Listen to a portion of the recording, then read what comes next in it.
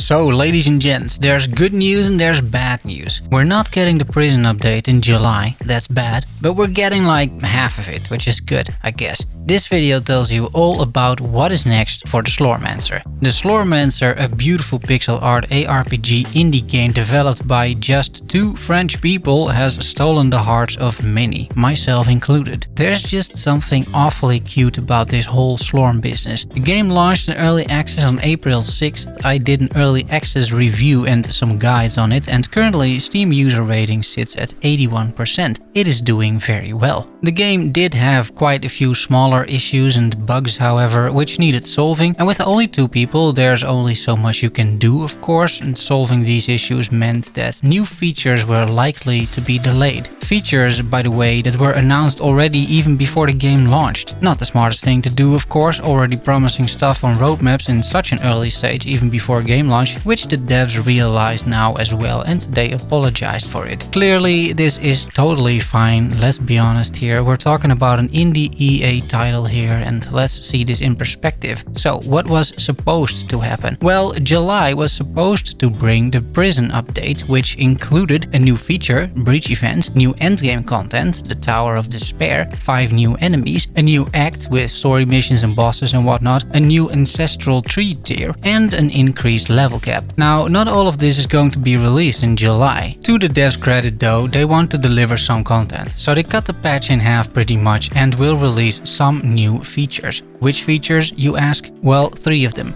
The breach events, the Tower of Despair, and 5 new enemies. So let's talk about those. Starting with the breach events, which are simply put the events that take place when you open a breach. Currently there are a few events that can take place. For example, you can discover new NPCs that you haven't unlocked yet, and you can discover Reaper weapons as well. But most of the time you simply spawn a bunch of monsters, you kill them, close the breach, and that's it. Breach events today are very monotonous, which is about to change. 2 new breach events will be added in July.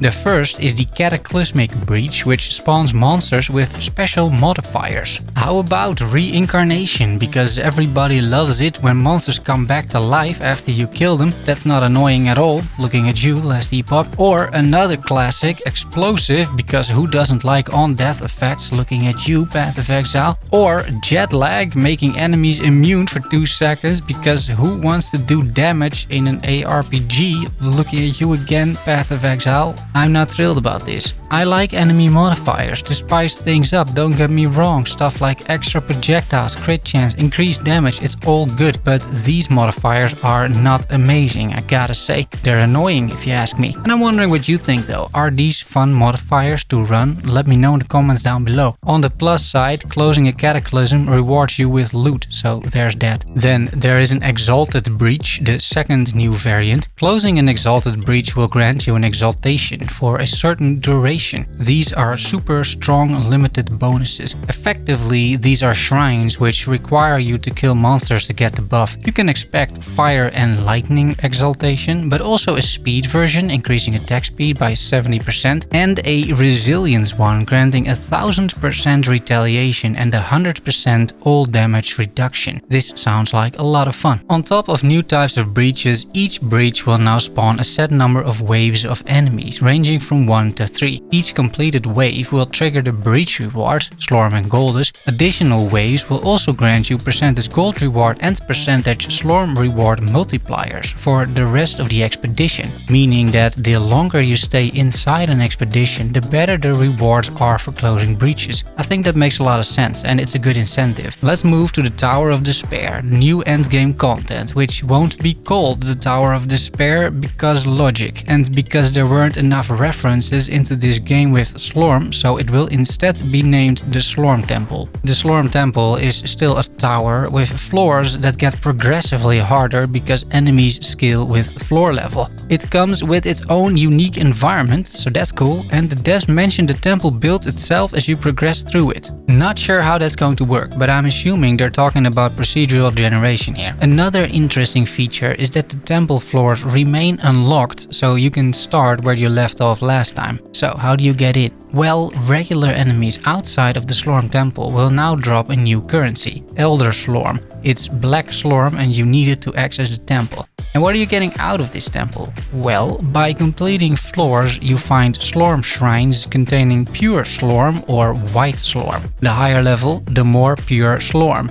A new NPC is introduced, Olorin the Archmage, which sells various upgrades for pure Slorm. However, he's not selling you those inside of the temple because that would make too much sense. No, he's selling those in town. You have to get him there, and you can only do that by collapsing the temple. Because whenever temples collapse, vendors end up in town. That's the way it goes. And the temple resets as well, I think even including the floors, meaning that you start all over again once you have collapsed a temple. Back in town, this guy sells you a bunch of stuff or a bunch of Slorm. For example, you can buy upgrades when using Elder Slorm and Pure Slorm. Purchasing these upgrades will let you back faster in the Slorm temple and will also get you better rewards over there. This almost sounds a bit like a roguelike element, but without the dying and the starting over all the time, although the collapsing is kind of starting over, so I guess it might actually just be a roguelike. He's also selling upgrades for pure stats, making pure stats drop more often. Pure stats are the critical modifier rolls introduced back in patch 0.2. He sells visions. These are buffs that you purchase and that are triggered whenever a condition is met. For example, the vision of purity is triggered whenever you loot an item with pure stats that says the next pure item you find will have at least 2 pure stats. They're quite expensive, but they're also quite strong, and their effects can also be upgraded with pure Slorm. It sounds like Path of Exile prophecies. I guess I'll figure this one out at the end of July. And finally, trading Slorm and pure Slorm for Elder Slorm. So if you're sitting on a huge amount of Slorm, you will be able to trade it back for Elder Slorm and get back into the Slorm temple. Conversion rates are horrible though, according to the devs. That's nice. You can upgrade the rates, however, so I guess that's good. Final topic, 5 new enemies. Here's a picture. I'm going to keep this fairly short or extremely short. The game is in urgent need of more enemies and more zones to add variety, so this is great and I can't wait for more. To wrap it up, I am fairly enthusiastic about these updates, in particular the Slorm temple. I think it could be good and it is modular as well, so it's not too hard to expand on it. Some of the other changes, like the enemy modifiers, I don't know. At first glance, that doesn't look too good. I hope that the Slormancer in the end is a fun and fast-paced and snappy action RPG like Chronicon that is more focused on providing an enjoyable but shorter experience rather than focused on grinding endgame and whatnot. I'm not 100% sure what the vision of the devs is on this, maybe I should ask them someday, but that's what I hope the Slormancer turns into. A compact, no-nonsense ARPG with unique art style and a bunch of fun, rather than a long-winded, grindy experience, because I don't think it will ever have enough content to keep it interesting, given the number of people working on this game. And last but not least, when are we getting the July update? Between July 26th and July 31st. And that's it. If you have any questions or remarks, put them in the comments down below. And I hope you enjoyed the video. If you did and you want more like this, consider liking the video or even subscribing. And if you really like the video and you want to support the channel, you can grab a YouTube membership for $2, which gets you absolutely nothing, but shows your very much appreciated love and support. You can also check out my Nexus store, link in the card and description, where I'm selling a few of my favorite games. And if you buy those, I get a small cut. Thanks for watching and making it to the end.